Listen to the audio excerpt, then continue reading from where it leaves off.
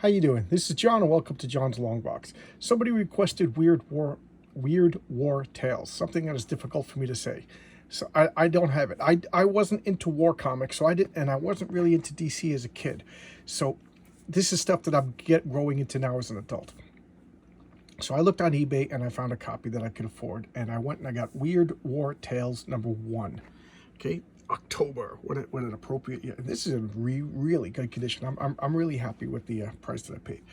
So, like I said, this is like a blank spot in my comic book history. I really don't know the early war tales. I don't really know the westerns, and especially the model comics. But keep in mind, up until the early 70s, comic books, they weren't just superheroes. They were war comics. There was Western comics. There was romance comics. There was humor comics. There was even celebrity comics. One of my early showcases was Adventures of Bob Hope #1, which I'm still getting back issues. I don't know why it amuses me. But so I started collecting comics probably around 76 or so. Yeah, I'm going to say 76 or so. So by then it was mostly superheroes. So I didn't really have any of the war comics. So I'm rambling already. Let's get started. So look at this cover. Pretty interesting. Pretty cool cover. Official memo. Gefreder Hans Muller died 2 days ago. Or so he thought. So this is like a war comic and a Twilight Zone mixed into one. Whenever they had weird, they couldn't say horror because of the Comics Code Authority, so they said weird instead. So look, here's the first page. Notice there's no credits, so I had to go to online and get the credits. Weird War Tales Volume 1, #1, October 1971. Executive Editor Carmine Infantino. Cover artist Joe Kubert. Writers Joe Kubert. Penciler Joe Kubert. Inker Joe Kubert. Letterist Ben Oda. And editor Joe Kubert. So this is Joe Kubert's baby. And I don't know how many issues stayed Joe Kubert's baby. We already saw all the information from the indicia. World War I, September, October 1971. See, here we have this guy is 1944. So this is World War II. And this guy's going through this misty forest. How creepy would that be? Joe, and Joe Kubert, I don't really see too much of his superhero comics. I think he did like a few issues now and then. He really was into the war stuff, as far as I know. I could be wrong. So he's not a guy that I'm super familiar with, but I'm really digging this. I'm really digging this. It just, look at the motion. You could tell that this guy's just shivering, and boom, tank comes and whumps him. And this poor guy, he's just, knocked senseless. He's like, what's going on? At first I thought he was a zombie, but I just read this morning, so this is fresh. And he's got a headache. The sound of the explosion is ringing in his ears. His knee is killing him, and he finds this house through the mists. He crawls to it because he's bleeding out. And note that they keep the gore to a minimum. And this is where I decided that I liked this comic. This guy picks him, and then look at this image. This is what he's imagining. I love the writing in this comic too. Joe Kubert, of course, is a legendary artist, but I really like the writing. Look at this. Within the soldier's mind, a titanic struggle begins. He feels himself drifting between two worlds. As once more he wanders through the woods, trees turn into living horrors whose mouths agape to devour him. Look at that. That is just, I don't know, just so cool.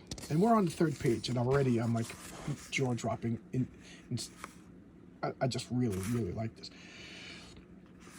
Look at the atmosphere, and I'm trying not to say look. And I have a lot of, when I watch my videos, I notice that I have a lot of ticks that I save to fill in time. So he's got the veg, but look at the blinds. I just love that. That's just such an easy way to add atmosphere. And he's explaining what's going on. He's like, don't worry about me. I'm not going to get hurt. I'm taking care of you, but I have stories to tell you. You must listen carefully. And I like the little skulls in his eyes. Like I said, I didn't really know too much about Weird War Tales, so I looked it up. And apparently, just like Creepy Magazine and Eerie Magazine with Uncle Creepy, and that they had like a Creep Show, if you remember that movie, there was a narrator, Tales from the Crypt and stuff. So instead of the Crypt Creep, it's Death himself. And so this guy is Death himself. I don't know if he stays like this throughout the whole series, because I only have one issue. I actually have a few scattered issues that I've gotten over the years, which I will be rereading. I love this panel. This is a splash page, one full page. And I'm going to pick it up because this is a pretty thick comic. Fort which did not return. I didn't get this at first, but these were called flying forts. What were these? The B-50, the B-1 bombers, or the I forget, but they were called the flying forts. So that's why it's called the fort that didn't return. They're talking about this plane. Look at this shot of plane. Look at all the controls. So cool. So cool. And then this, I was like, oh, is this an ad? No, it's not. This is the actual... So this pilot is returning from his mission. And he's just like, he's got that 1,000-yard stare. You know, he's seen stuff that he can't explain. And here's the landing pad for his I forget, B-1 bomber. I'm not really a modern military guy. So please, if anybody knows, let me know. And maybe they say it in the words and I forgot, but whatever. So this guy, he's the navigator for this pilot, and he's the only one to return from his mission. And he can't even explain. Everybody else is just like, you got shot down, you survived, you know. So now, flashback. Remember, whenever it gets bubbly, that means flashback. So the name of the ship is the plane is the Mother Hen, and they're like, don't worry, Mother Hen will protect us. Mother Hen. And they're like patting her and they're talking to Mother Hen like she's one of the people on the mission. They're very affectionate towards the plane.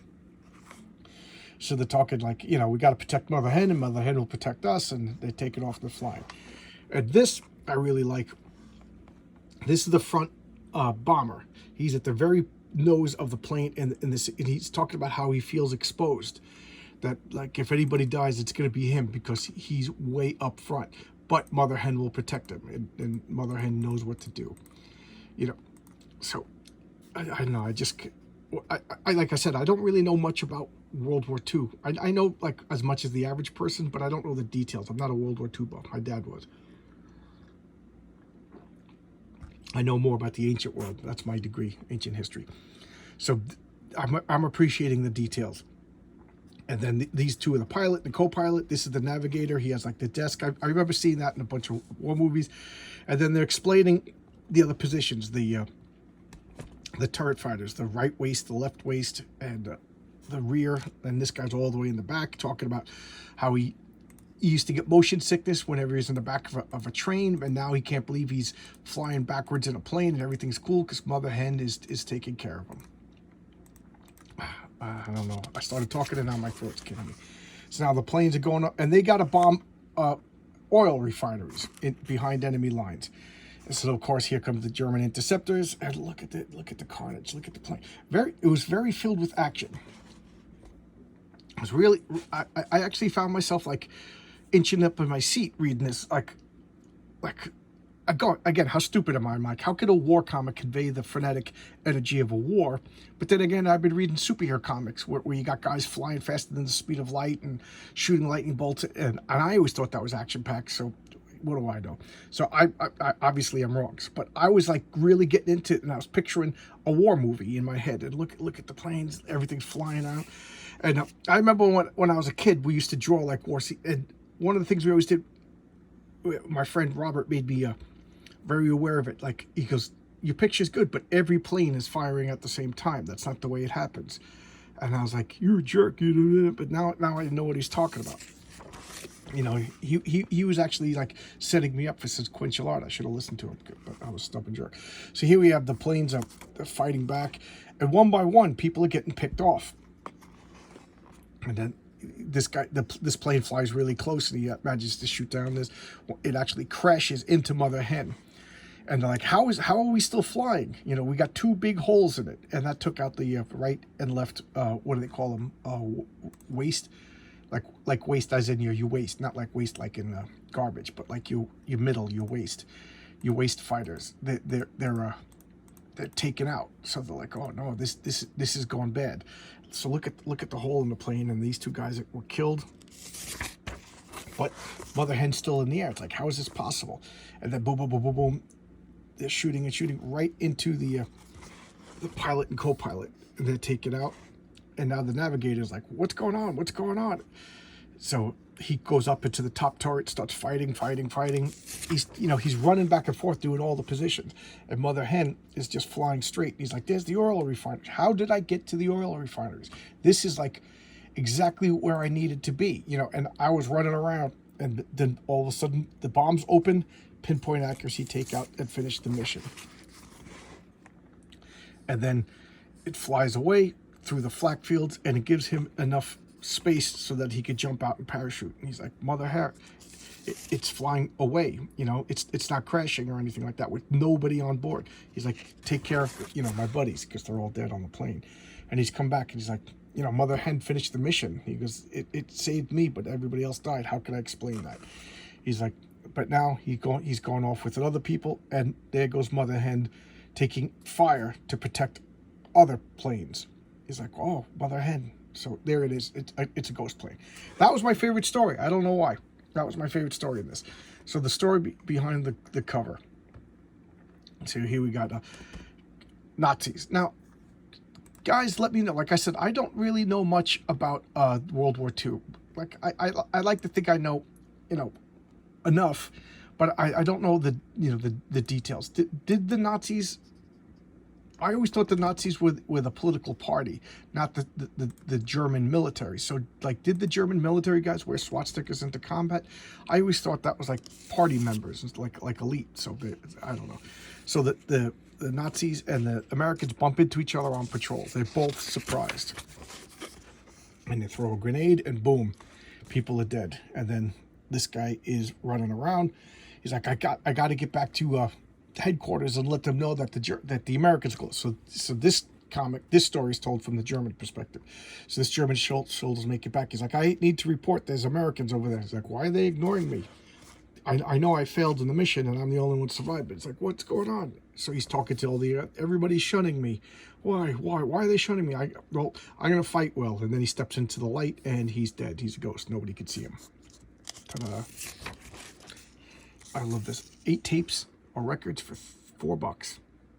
Andy Williams, Bobby Sherman, The Fifth Dimension, Led Zeppelin 3, Santana Abraxas. That's a great album. Led Zeppelin 3 is great too.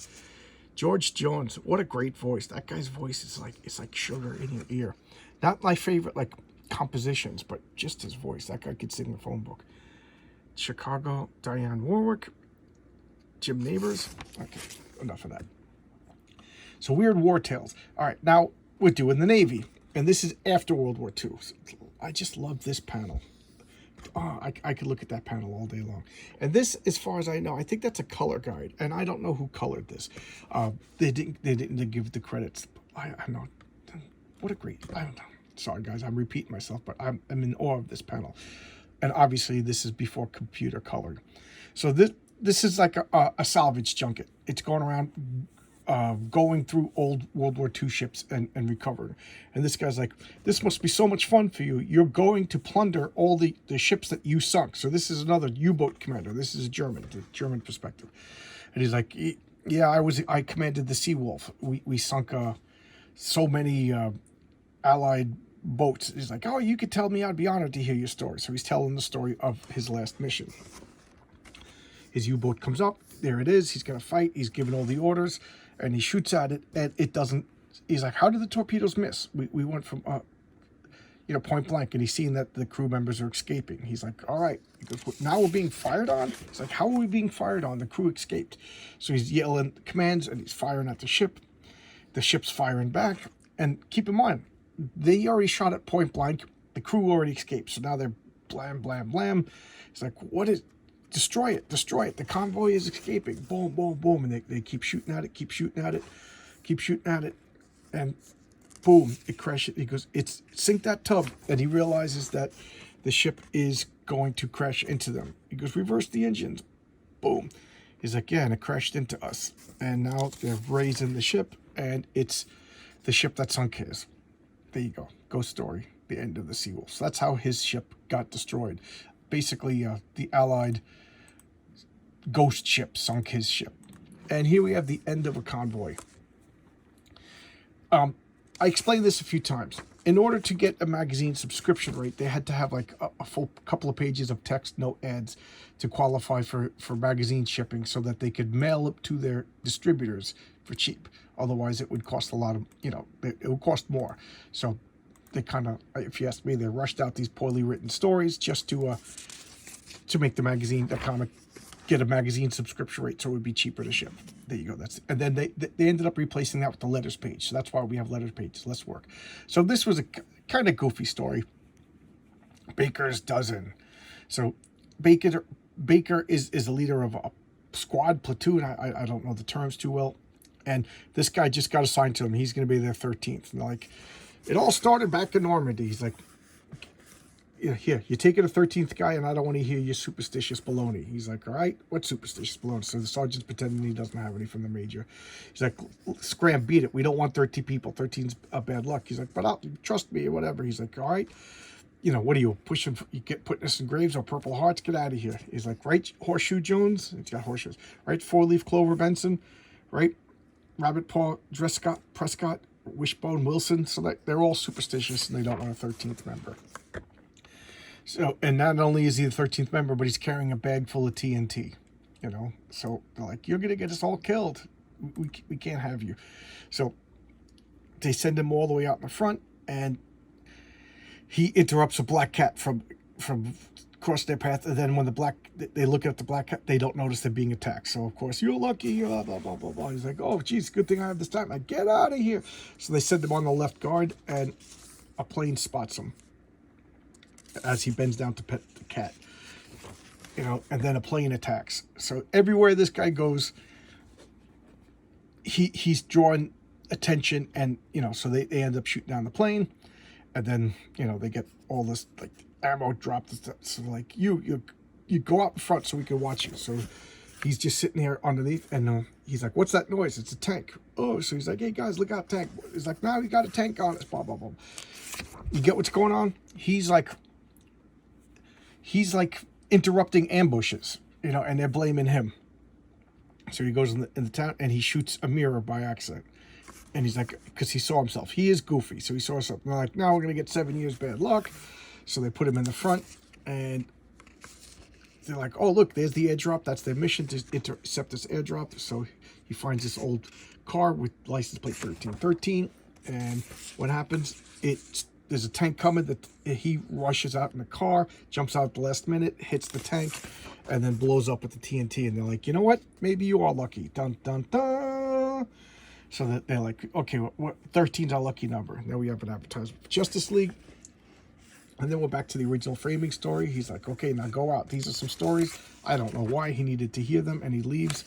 He's all fine. And he gets to the village. And they're like, there's no house back there. Just an old, in World War I, there was a house there, but it got destroyed by our enemy of artillery. And there was a guy there who died in the house. Dun, dun, dun. That's impossible. So there you go. All right. This came to me at the right time, because I'm into war comics now, and I'm into horror comics. So yes, I will be collecting this if I could get issues cheap. And I'm weird. I'm not just gonna buy like any old issue. I got to get number 2 next, and then I got to get number 3. So if I can find, sometimes when they're too expensive, it'll be a while before I get number 2. So I will be following up on this. And I got like 25 scattered issues in my collection already.